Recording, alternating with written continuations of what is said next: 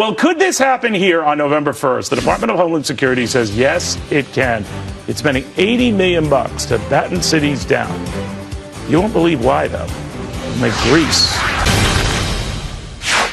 November 1st could be a very, very, iffy kind of a day. And I'm not just talking about what many in the Catholic Church view as All Saints' Day. This could be all hell breaks loose day. The Department of Homeland Security spending $80 million on a raft of armed guards to protect the IRS and other government buildings in New York.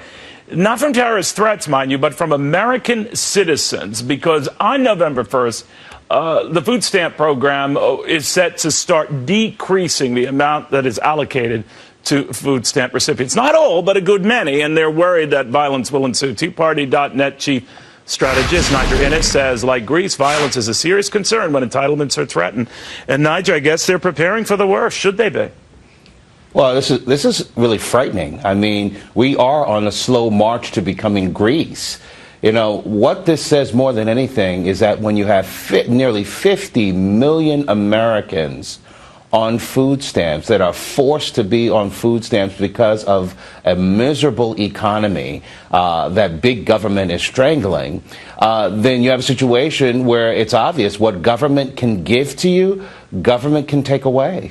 But you know what's odd about this, Niger, is no one is having anything taken away at this point. Some might see the allocation of their food stamps rearranged, reprioritized, reduced very slightly, but nothing at this point that just strips the stamps from them.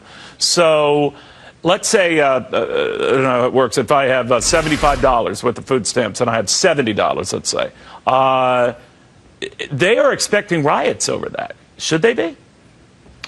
Well, you know, I don't know that they should expect riots this cycle. But if we do not radically change our economy and revamp our economy so that those 50 million people, nearly 50 million people, have an opportunity to be liberated from food stamps, forget 75 versus $70 versus $65. Right. What these people need is economic opportunity and a good job so they can put food on their own table. You know, Neil, the slaves had food stamps too. It was called scraps from Massa's table. And we have a crisis within our country right now when you have the 50 million people, nearly the entire West Coast, three states on the West Coast of the United States, on food stamps. That's the real outrage, and that's the real crisis. To say nothing of about 100 million Americans who get some sort of food assistance. Now, I'm not begrudging the fact that there are some who genuinely need that help, and we should help them.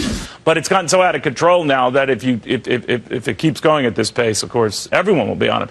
But that begs the next question, whether we've become such an entitlement society and such an entitlement expected society that when they're even slightly curbed, we heard it from Richard Trump at the AFL-CIO, when it comes to addressing even the growth of entitlements, they'll be held to pay on any Democrat who dare tries. So it doesn't look like we'll ever get out of this.